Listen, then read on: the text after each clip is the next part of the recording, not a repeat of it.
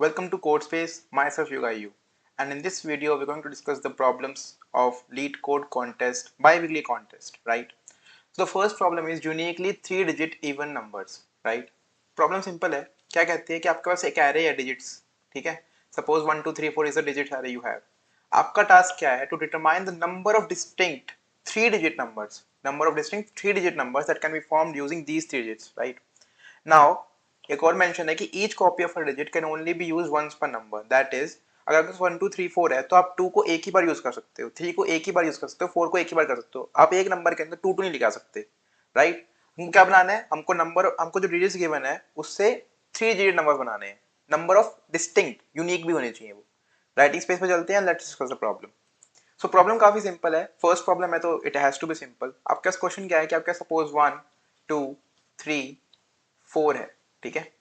Now you want unique 3-digit numbers, unique and 3 digit. These are the two condition it wants, ठीक है?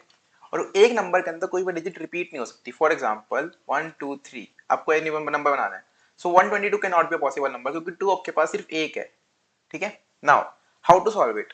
हमको ये given है कि जो डिजिट्स की जो एरे की लेंथ है वो लेस देन 10 है, ठीक है? लेस देन 10 है। सो लेस देन 10 देख के मेरे मन में आता है यार it is solvable by brute force, why should I go for complex example? तो मतलब हो सकता है 10 के बाद 5 होता तो मैं n log n वगैरह को सोचता, बट 10 देख के मेरे को लग रहा है कि ये तो ब्रूट फोर्स ही हो जाएगा। कैसे होगा? Let's explore. सो 1 2 3 4। नाउ 1 2 3 4 के अंदर क्या चीज होगा कि आप एक काम कर सकते हो, आपको 3 डिजिट चाहिए 1 2 3, आपको एक नंबर यहाँ रखना है, एक नंबर यहाँ रखना है, एक नंबर यहाँ रखना है, और ये तीनों नंबर का इंडेक्स अलग होना चाहिए।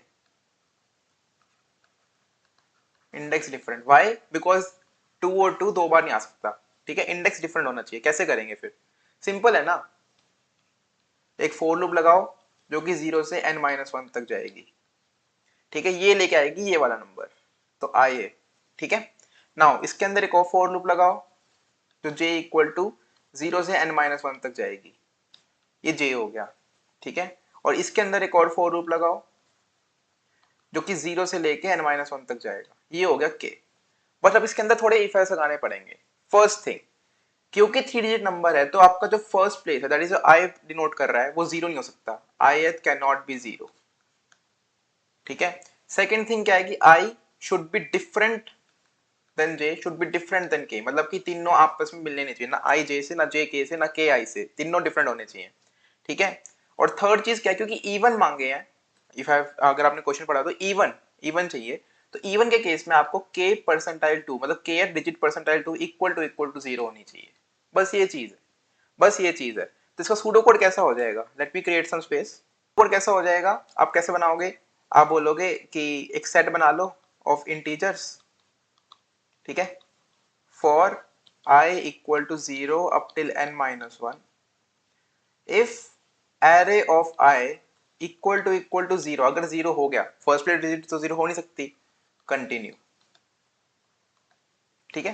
नाउ उसके बाद फॉर j इक्वल टू 0 से n-1 तक, ये भी जाएगा एक नेस्टेड लूप के अंदर, ठीक है? Now if I is equal to j, तब ये भी कंटिन्यू, क्योंकि तीनों इंडेक्सेस डिफरेंट होने चाहिए, ठीक है? थर्ड केस क्या है? फॉर k इक्वल टू 0 से n-1, if I equal to k और j equal to k, continue, ताकि तीनों डिफरेंस हो जाए कि एक हमने यहाँ पे कर लिया, यहाँ पे यहाँ पे, ठीक है? Now if k percentile a of k percentile 2 equal to 0, इससे क्या होगा? इवन नंबर, किसी भी नंबर को इवन बनाना हो तो ये चीज जो लास्ट डिजिट है, वंस डिजिट है, इसको परसेंटाइल 2 इक्वल टू 0 होना चाहिए। अगर ये नंबर इवन है तो पूरा नंबर इवन है। This is the divisibility criteria of 2। k percentile 2 equal to 0 है, नंबर क्या हो जाएगा आपका? Number equals to a of I multiplied by 100 plus a of j multiplied by 10 plus a of k, है ना? Number ये हो जाएगा। सेट के अंदर इंसर्ट कर दो, तो S T dot insert number, ठीक है? आउटर लूप से जैसे ही बाहर आओगे सिंपल कर दो return S T dot size, जो सेट के अंदर साइज आएगा क्या, क्योंकि सेट के अंदर साइज को क्यों डन कर रहा हूँ? क्योंकि सेट इंश्योर्स कि आपके नंबर यूनिक हो, इसलिए मैं सेट डॉट साइज रिटर्न कर रहा हूँ। सिंपल है। टाइम कॉम्प्लेक्सिटी क्या है, n यहाँ से n यहाँ से n यहाँ से, सो O of n cube time complexity हो गई, एज सिंपल एज दैट। ठीक है, क्योंकि हमारे डिजिट की लेंथ थी वो 10 तक ही जा रही थी, तो n क्यूब इज परमिसिबल। ठीक है, आपको क्या होता है, एक 1 सेकेंड में 10 टू द पावर 8 ऑपरेशंस होते हैं। ठीक है, उस हिसाब से 10 इंटू 10 इंटू 10 1000 ऑपरेशन ही कर रहे हैं हम। 10 की पावर 8 से तो बहुत कम है ना, that is why it will work. Let us move to the coding section, complete करते हैं, नेक्स्ट क्वेश्चन पे जाते हैं।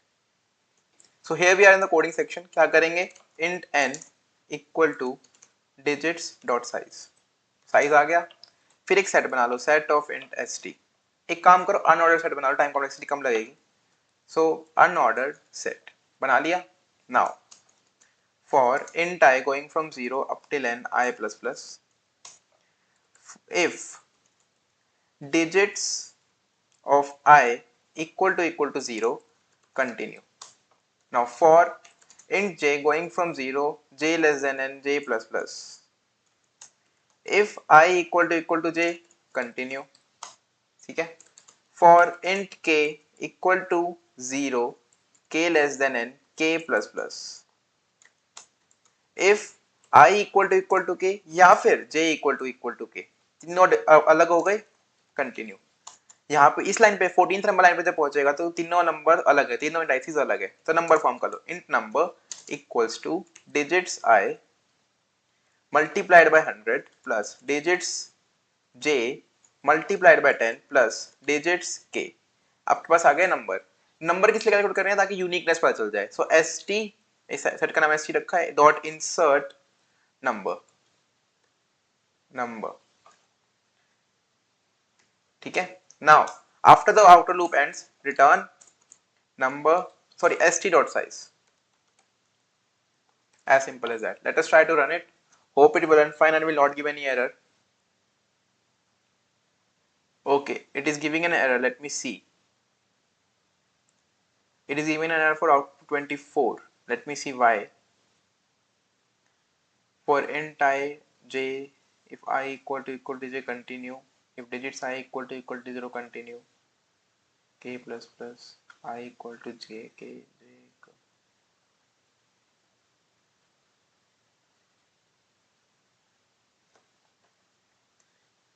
Okay, I found the error guys. It will be if k digits of k, क्योंकि even चाहिए था ना, digits of k percentile to equal to 1, in that case also continue।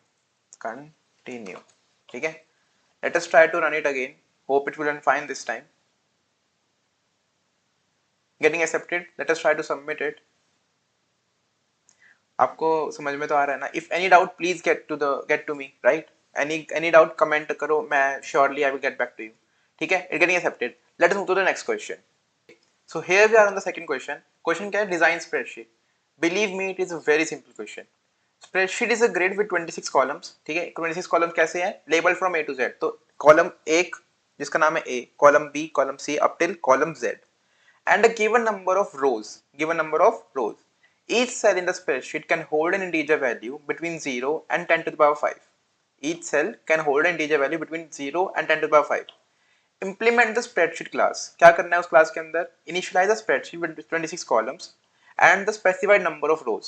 all cells are initially set to 0। ये है आपका first function. आपको एक class given है, उसके अंदर फंक्शन मेंशन है, आपको उस फंक्शन को रिटर्न कर इंप्लीमेंट करना है। स्प्रेडशीट क्या करती है, आपकी एक स्प्रेडशीट इनिशियलाइज कर देती है। सेट सेल, उसके अंदर क्या होगा, फॉर एग्जांपल आपको A2 गिवन है, सो A2 के अंदर एक वैल्यू गिवन है, आपको वो भरनी है। ठीक है, थर्ड चीज क्या है, रीसेट सेल। सपोज आपको A2 के अंदर आपने पहले 6 भरवा दिया, फिर आपको A2 फिर से बोल दे रीसेट सेल। रीसेट के अंदर क्या करना है, A2 के अंदर 6 था उसको 0 कन्वर्ट कर देना है। फोर्थ क्या है, गेट वैल्यू। गेट वैल्यू के अंदर फॉर्मूला गिवन है, कैसा फॉर्मूला, सपोज ऐसा, इक्वल टू 5 प्लस 7 या फिर इक्वल टू A1 प्लस 6। अगर 5 प्लस 7 है तो दोनों नंबर्स को नंबर की तरह ट्रीट करो, 5 प्लस 7 12, 12 रिटर्न कर दो। अगर A1 प्लस 6 गिवन है तो A1 को, जो A1 के अंदर वैल्यू फील्ड है उसको ट्रीट करो as an value. For example A1 के अंदर 6 फील्ड है, 6 प्लस 6 गिव्स यू 12, ऐसा सीन होगा। ठीक है, नाउ जो सेल्स अभी तक भरवाए नहीं है और उसको गेट वैल्यू में यूज कर लिया है, उन सेल्स के अंदर 0 मानना है। I guess it is important, it is okay. ठीक है, करना कैसे है, वेरी सिंपल। इसके लिए राइटिंग स्पेस भी नहीं लगेगा। What will I do, I will make a map. Map के अंदर क्या होगा, स्ट्रिंग से लेके इंट। स्ट्रिंग क्या होगी, हमारी सेल की value A1 A2 A3 B1 B2 B3, ठीक है। And now I will use that map. इसके अंदर स्ट्रिंग सिर्फ और सिर्फ स्ट्रिंग इंटरपोलेशन है गेट वैल्यू के केस में। सीधा कोड पे चलते हैं and let's then just code it down. So here is the coding section guys. करना कैसे है, लेट्स जस्ट फिनिश इट। क्या करूंगा, एक मैप रखूंगा, अनऑर्डर्ड मैप। आप ऑर्डर भी ले सकते हो but I don't need at unordered map, जो कि स्ट्रिंग से इंट मैच करेगा, ठीक है। Netlist images MP. स्प्रेडशीट के अंदर मेरे को कुछ नहीं लिखना, but for the sake of writing मैं लिख रहा हूँ एमपी ऑफ A0, जो कि सेल ही नहीं होता। Mp of A0 let's say equal to 0, ठीक है। अगर नहीं लिखोगे तब भी कोई फर्क नहीं पड़ेगा, because I am not going to use it. Set cell के अंदर क्या करूंगा, स्ट्रिंग सेल गिवन है वैल्यू, तो एमपी के अंदर उस सेल की वैल्यू, सिंपल A1 की वैल्यू, A1 के कॉरेस्पॉन्डिंग 0 स्टोर हो गए, A1 के कॉरेस्पॉन्डिंग 6 स्टोर हो गए, जो भी गिवन है स्टोर कर दिया। रीसेट सेल क्या करूंगा, mp of cell equal to 0, बस simple. Now comes the get value. Get value के अंदर फॉर्मूला गिवन है। फॉर्मूला किस फॉर्म में गिवन है, equal to x plus y, ठीक है। तो हमको x रिट्रीव करना है स्ट्रिंग से और y रिट्रीव करना है, कर लेते हैं, एज सिंपल एज दैट। करने को कैसे करेंगे, लेट अस से स्ट्रिंग फर्स्ट, या स्ट्रिंग x बोल देते हैं, एम्प्टी स्ट्रिंग बनाते हैं। सिमिलरली y को एम्प्टी स्ट्रिंग बनाते हैं। Now if you see this is index number 0 and x starting from index number 1, सो मैं एक काम करूंगा, int i going starting from 1। Now while I less than, let us say formula की length निकाल लेते हैं, so int n equals to formula dot length, ठीक है। जब तक I less than n है एंड फॉर्मूला के अंदर जो I है वो it is not equal to, जैसे देखो x जहां पे खत्म हो रहा है प्लस चालू हो रहा है, जब तक प्लस नहीं आता तब तक मेरा x चल रहा है, तो क्या करूंगा, x plus equals to formula of I और I प्लस प्लस, ठीक है। इसके बाद मैं I मेरा प्लस पे है, y पे जाने के लिए मेरे को I प्लस प्लस फिर से करना पड़ेगा। सो वाई लूप से बाहर आओ, I प्लस प्लस करो, और जब तक खत्म नहीं होता फॉर्मूला तब तक y plus equals to formula of I और I प्लस प्लस करो। आपके पास x और y दोनों आ चुका है। अब अगर x एक वेरिएबल है, मतलब x एक A1 A2 A3 एक सेल वैल्यू है, तो आपको मैप यूज करना है, वरना आपको उसको नंबर ट्रीट करना है। तो उसके लिए मैं क्या करूंगा, दो बूल बना लूंगा, बूल फर्स्ट सेकेंड। फर्स्ट के अंदर फॉल्स रखूंगा, सेकेंड के अंदर भी फॉल्स रखूंगा। यहां पे मैं क्या करूंगा, मैं देखूंगा कि अगर फॉर्मूला आई के अंदर, इफ फॉर्मूला आई इस ए और जेड के बीच में है,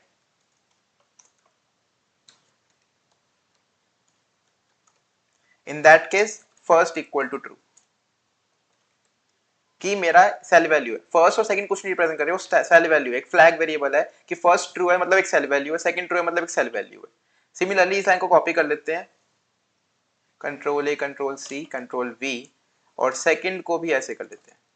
नाउ नंबर बनाने हैं, सो इंट num1, ठीक है, और num2। इफ फर्स्ट, अगर फर्स्ट ट्रू है मतलब वो एक सेल वैल्यू थी, then num1 equals to mp of x, else num1 equals to string to I, that is s2I of x. Simple. Similarly, if second, then num2 equals to mp of y, else num2 equals to s2I of y. Simple. num1 और num2 आगे दोनों को add कर return करना, so return num1 plus num2. As simple as that. Let us try to run it. Hope it will run fine. I will not give any error. Okay, there is some error. मैंने कहीं पे unordered map की spelling गलत करी है. Yeah, it is unordered. Sorry for the spelling mistake guys. Let us try to run it now. मैं screen को small कर लेता हूँ। ओके, यहाँ पे ये कमेंट करना था। Let us try to run it. Getting accepted for the first test case. Submit करके देखते हैं for the backend test cases. In the meantime, please consider subscribing to the channel. Okay, getting accepted. Third question में move करेंगे, but before moving to third question it's my sincere request, वैसे तो I hope कि आपने subscribe कर दिया होगा, but if you have forgotten to subscribe, please click that button because it really motivates me. I will surely bring out more videos for you. I will surely help out in your DSA journey. Thank you and let's move to the third question. So here is the third question, longest common prefix of case strings after removal. Now this question requires some attention, so please try to stay focused. Question कहता है, question वैसे simple है, question कह रहा है कि आपके पास एक एरे है वर्ड्स का, for example jump run run jump run, ये वाला, ठीक है. और आपको एक k गिवन है, k इक्वल टू 2, ये इनिशियलाइज कर लोगे। आपके पास दो डेटा गिवन है, k गिवन है एक तो इंटीजर वैल्यू और एक एरे गिवन है स्ट्रिंग्स का, ठीक है। नाउ क्वेश्चन वांट्स कि सपोज कि ये जो एरे है जंप रन रन जंप, ठीक है, इसमें से मैं जंप निकाल दूं, इसमें से मैं जंप निकाल दूं, जंप निकाल दिया, बचा क्या, रन रन जंप रन, ठीक है। k इक्वल टू 2 है, k इक्वल टू 2 है, मुझे k स्ट्रिंग्स मतलब कि दो स्ट्रिंग्स चाहिए, दो स्ट्रिंग्स चाहिए सच दैट कि उनका जो लॉन्गेस्ट कॉमन प्रीफिक्स हो, लॉन्गेस्ट कॉमन प्रीफिक्स उसकी लेंथ सबसे ज्यादा हो, ठीक है। जंप को हटाने के बाद बाकी बची हुई चार स्ट्रिंग्स के अंदर कोई भी दो स्ट्रिंग्स ऐसी चाहिए, k strings to be precise, k string, k equal to 3 हो तो तीन स्ट्रिंग्स ऐसी चाहिए जिनका लॉन्गेस्ट कॉमन प्रीफिक्स लेंथ सबसे ज्यादा हो, और जो भी सबसे ज्यादा लेंथ है उसको उसके अकॉर्डिंग स्टोर कर दो, मतलब जंप के अकॉर्डिंग आप स्टोर कर दो। सिमिलरली नेक्स्ट आइटरेशन में क्या करना है, जो रन के अकॉर्डिंग हो, मतलब रन को हटाने के बाद जो बची हुई चार स्ट्रिंग्स हैं उनके अंदर के एक स्ट्रिंग्स का लॉन्गेस्ट कॉमन चाहिए, फिर से रन को हटाने के बाद, फिर से जंप को हटाने के बाद, फिर से रन को हटाने के बाद। सिंपल है, सारी स्ट्रिंग्स गिवन है, एक हटाओ, बची हुई में से के स्ट्रिंग्स का लॉन्गेस्ट कॉमन प्रीफिक्स का लेंथ स्टोर करो, दूसरी हटाओ स्टोर करो, तीसरी हटाओ स्टोर करो, ऐसे करते करते सबके लिए करना है। अब क्वेश्चन समझ में आ गया व्हाट क्या है, हाउ कैसे है वो देखते हैं। नाउ कैसे करना है, इस क्वेश्चन को सॉल्व करने के लिए आपको एक मीडियम क्वेश्चन की जिम्मेदारी होनी चाहिए, इसकी नॉलेज होनी चाहिए। क्वेश्चन क्या है, लॉन्गेस्ट कॉमन प्रीफिक्स, उसके अंदर क्या होता है ना, हमको एक एरे गिवन होता है स्ट्रिंग्स का ही, और हमको सभी स्ट्रिंग्स को मिला के एक बताना होता है कि सबसे मैक्सिमम लॉन्गेस्ट कॉमन प्रीफिक्स क्या है, उसकी लेंथ क्या है। लेंथ भी बता सकते हैं या फिर हम उस स्ट्रिंग को भी दे सकते हैं। अगर लेंथ आ गई तो स्ट्रिंग निकालनी आसान है ना, अगर पूरा एरे हमको पता है उसके अंदर बता दो कि 3 लेंथ है, तो किसी भी स्ट्रिंग को उठाओ उसके फर्स्ट 3 कैरेक्टर दे दो, राइट, वो आंसर हो जाएगा। नाउ उसके अंदर एल्गोरिथम क्या लगता है, सीधा ऑप्टिमाइज एल्गोरिथम पे आऊंगा, I will not talk about the brute force etcetera, क्योंकि यहाँ पे ऑप्टिमाइज लिखना है। टाइम कॉम्प्लेक्सिटी मतलब अगर आपको नहीं पता हो कि टाइम कॉम्प्लेक्सिटी का अंदाजा कैसे लगाते हैं, so each question wants you to solve in 1 second, in 1 second. एक सेकंड में C++ 10 to the power 8 operations कर सकती है, ठीक है। इस क्वेश्चन में जो n है, total length 10 to the power 5 given है। अगर मैं n स्क्वायर में जाऊंगा, 10 to the power 5 into 10 to the power 5, sorry 10 to the power 5 plus 5 which is equal to 10 to the power 10, गलत हो जाएगा, 10 to the power 8 में ही रहना है, सो मेरे को n log n में करना पड़ेगा। So the expected time complexity और the greatest time complexity for this question is n log n, ठीक है। तो मेरा एक वो है कि मेरे को less than equal to n log n में करना पड़ेगा। This is the first thing. कभी भी कॉम्पिटिटिव प्रोग्रामिंग करो या फिर कभी भी डीएसए प्रॉब्लम सॉल्व करो, try to think over the constraints, क्योंकि वहां से आपको नॉलेज मिलती है कि क्वेश्चन आखिर आपसे चाहता क्या है। Like in the first question I was trying to go through optimize approach, मैंने मतलब आधा घंटा ऑप्टिमाइज अप्रोच भी लगाया, बट व्हेन आई रियलाइज कि डिजिटल किलर तो 10 ही है, then I thought okay brute force ही करते हैं, let's move on. Okay, that is a simple technique. Okay, now jump run run jump run, अगर मैं बोलूं इस एरे को सॉर्ट कर दो, इस एरे को सॉर्ट कर दो, सॉर्ट क्या एरे क्या बन जाएगा, jump jump run run run, ऐसा कुछ बन जाएगा। अब आप एक चीज नोटिस करो, जैसे मैंने सॉर्ट किया ना, लॉन्गेस्ट कॉमन प्रीफिक्स वाले पेयर्स, जैसे जंप है इसमें लॉन्गेस्ट कॉमन प्रीफिक्स इसके साथ है, रन रन रन, जैसे ही मैं किसी एरे को सॉर्ट करूंगा एक स्ट्रिंग्स के एरे को, तो लॉन्गेस्ट कॉमन प्रीफिक्स वाले वेरिएबल साथ आ जाएंगे। That is the same algorithm used there. आपको अगर जब longest common prefix of array निकालना होता है, उसको सॉर्ट कर देते हो और फर्स्ट और लास्ट का लॉन्गेस्ट कॉमन प्रीफिक्स निकाल देते हो, रादर देन कि आप सबको काउंट करो। आप सबको काउंट करोगे तो O ऑफ n स्क्वायर हो जाएगा, बट अगर आप फर्स्ट और लास्ट को ही करोगे तो O of n log n ही रहेगा, राइट। अगर फर्स्ट और लास्ट को करो, क्योंकि सारे के सारे जो लॉन्गेस्ट कॉमन प्रीफिक्स वाले वो साथ ही रहेंगे। लेक्सियोग्राफिकली क्या क्या मतलब होता है कि सबसे फर्स्ट वाले को सबसे हाई प्रायोरिटी देते हैं, तो फर्स्ट और लास्ट को कंपेयर करोगे, फर्स्ट और लास्ट को कंपेयर करोगे, that will give the longest common prefix of the whole array, आपको बीच वाले चेक ही नहीं करने पड़ेंगे। That is the same thing here. मैं बोलता हूँ मैं इस एरे को सॉर्ट कर देता हूँ, सॉर्ट कर देता हूँ, ठीक है, बट मैं सॉर्ट करूंगा तो मैं इंडेक्सेस भूल जाऊंगा। इफ यू रिमेंबर, मेरे को आंसर का एक एरे रिटर्न करना था, इंडेक्स वाइज था, जो मतलब फर्स्ट वैल्यू जो यहाँ पे आएगी वो इसके कॉरेस्पॉन्डिंग थी, सेकंड वैल्यू जो यहाँ पे आएगी वो इसके कॉरेस्पॉन्डिंग थी, थर्ड वैल्यू जो यहाँ पे आ रही है वो इसके कॉरेस्पॉन्डिंग है, राइट। मेरे को इंडेक्स भी काउंट में रखने हैं, इंडेक्स भी काउंट में रखने हैं। तो मैं इनको पहले क्या बोलूंगा, मैं एक एरे बनाऊंगा, एक्स्ट्रा एरे, इसके अंदर जंप के कॉरेस्पॉन्डिंग 1 स्टोर कर लूंगा, रन के कॉरेस्पॉन्डिंग 2, 3, 4, 5, या फिर जीरो बेस्ड इंडेक्सिंग, मतलब मैं जीरो बेस्ड ही करूंगा। I just stored 1 2 3 4 5 for the better clarity. अब मैं इसको सॉर्ट कर दूंगा, तो ये वाला जंप वन वन यहीं पे रहेगा, 4 यहाँ पे आ जाएगा और 2 3 5 ऐसे हो जाएगा। ठीक है, अब मेरे पास इंडेक्सेस भी रहे फॉर द आंसर और मेरा सॉर्ट भी हो गया, now how to solve it. अब मेरा प्रॉब्लम कहता है कि मुझे एक एक करके निकालना है और बाकी बचे हुए में से के स्ट्रिंग्स का लॉन्गेस्ट कॉमन दिखाना है, लॉन्गेस्ट कॉमन वैल्यू निकालनी है। कैसे निकालेंगे? फॉर एग्जाम्पल अगर मैं यहां से इस वाले जंप को हटा दूं तो बची हुई स्ट्रिंग्स कौन सी? Jump, run, run, run. कोई भी दो स्ट्रिंग चूज करनी है सच दैट कि उनका जो प्रीफिक्स है वो लॉन्गेस्ट लेंथ का है। Obviously it is directly visible कि ये वाले दो चुनूंगा, ये वाले दो चुनूंगा या फिर इन दोनों को चुनूंगा, राइट? क्योंकि इनकी लेंथ क्या आ रही है? 3। सिमिलरली जब इसको निकाल लूंगा तब भी इन तीनों को में से चुनूंगा, जब इनको निकाल लूंगा तब जंप और जंप चुनूंगा क्योंकि उनकी लेंथ तो 4 है, but how can I use this in my algorithm? कैसे कर सकता हूं मैं? प्रॉब्लम बिल्कुल सिंपल है। क्या करूंगा मैं? मान लो मैंने ये जंप निकाल दिया, बचा हुआ एरे क्या है? Jump, run, run, run. ये एरे बच गया क्योंकि मैंने इसको निकाल दिया। ठीक है, नाउ मैं इसको निकाल नहीं रहा वर्चुअली, इसको मैं बोल रहा हूं कि जो मेरा इंडेक्स आई है, क्योंकि मैं फोर लूप लगाऊंगा ना एक, तो मेरा इंडेक्स जो आई है वो मैंने सोच लिया कि अभी ब्लाइंड है। ठीक है, ब्लाइंड स्पॉट पे है, इसके पहले वाले एलिमेंट्स काउंट करने, इसके बाद वाले एलिमेंट्स काउंट करने हैं।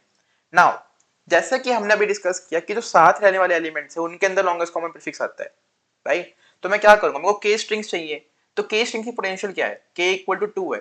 चाहे तो वो लॉन्गेस्ट कॉमन प्रीफिक्स यहां से निकल सकता है या फिर यहां से निकल सकता है या फिर यहां से निकल सकता है। देयर इज नो वे कि जंप और रीच वाले रन में कोई डिफरेंस है। हो सकता है यहाँ पे दोनों में होता कुछ कॉमन प्रीफिक्स, बट केसेस तो यही बनेंगे ना। तो मैं क्या कर सकता हूं, मैंने इस आई के लिए लूप लगाऊंगा, यहां इससे स्टार्ट करूंगा 1 2 3। ठीक है, आप बोलोगे तो इनिशियल केस था, बट अगर रन यहां पे हो जाता तो मेरा एरे कैसा दिखता? Jump, jump, run, run, run. ये मेरा एरे था।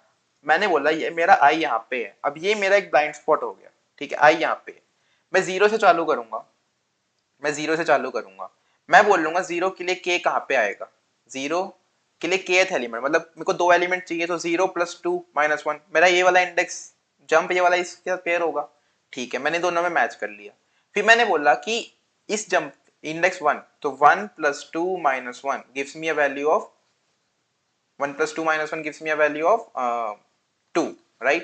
That is this jump has to be paired with run, but ये तो blind है, तो इस जंप के लिए ये रन होएगा। So I can do some index manipulation कि इस जंप को मैं इस रन के साथ पेयर कर दूं।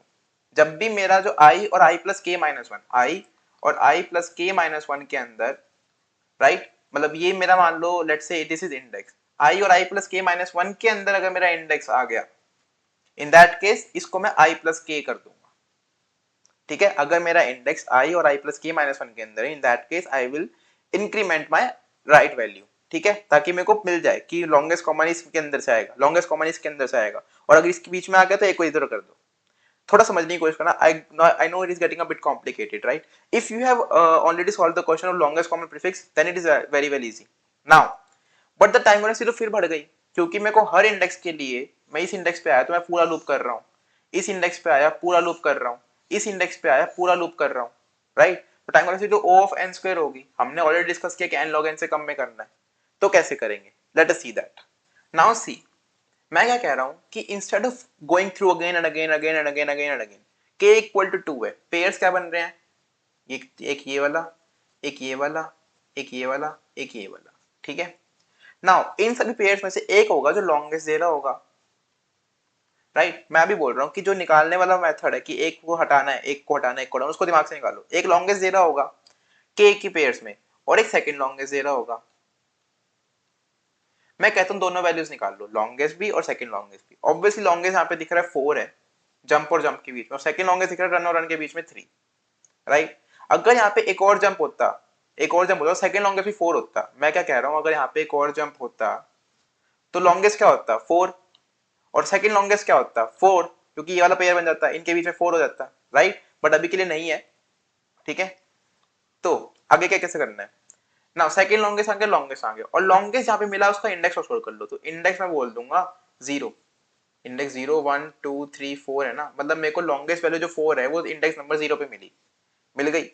मैं बोल रहा हूं कि जो ये वाला इंडेक्स है, मतलब ये वाला ब्लॉक है, ये वाला जो ब्लॉक है जंप और जंप वाला, जंप और जंप वाला जो ब्लॉक है, इसको अगर मैं छोड़ दूं तो बाकी तीनों के अंदर तो लॉन्गेस्ट इक्वल टू 4 ही आएगा ना, मतलब इनके वैल्यू जो कॉरस्पॉन्डिंग आएगी इनके लिए तो 4 ही आंसर है।